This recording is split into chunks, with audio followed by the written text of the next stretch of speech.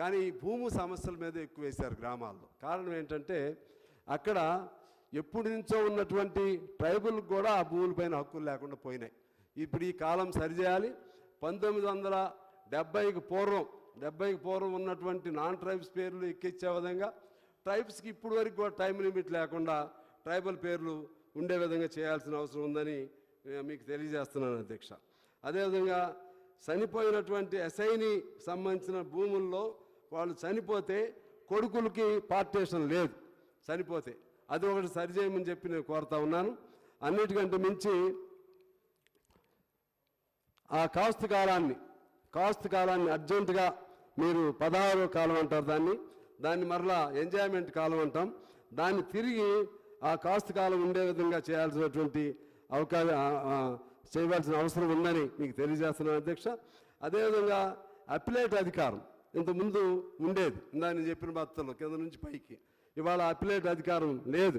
ఏదైనా ఉంటే కోర్టు వరకు వెళ్లాల్సి వస్తుంది. అప్పిలేట్ అధికారాన్ని కూడా మీరు రెస్టోర్ చేయమని కోరుతున్నాను.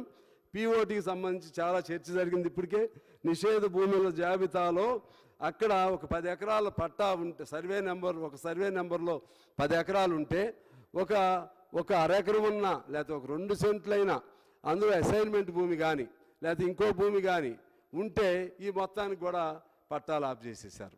ఇది నిషేధ జాబితాలు పెట్టేశారు.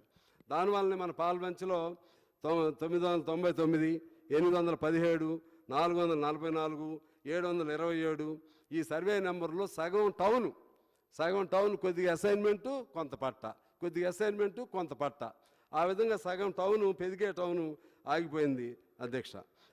అదేవిధంగా ఇక కౌలు రైతులది కూడా మీరు ఒక పరిష్కారం చూడాలి.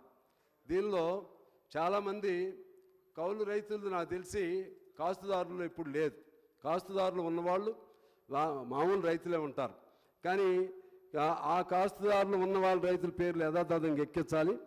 కౌలు రైతులకి ఏదైనా పుస్తకం ఏది దాన్ని ఏమంటారు పట్టా వీళ్ళకేమో పట్టా బుక్ ఉంటుంది రైతులకి. కౌలు రైతులకి కౌలు పట్టా కింద ఏదైనా అవకాశం ఇచ్చి వాళ్ళకు కూడా ఏదైనా చేయాల్సిన అవసరం ఉంది అధ్యక్ష.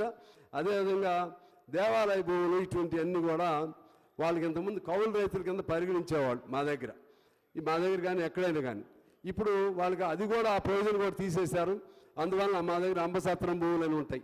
అటువంటి మా పేరు ఆ అంబసత్రం, ఇంకో చోట ఇంకో పేరు ఉంటుంది.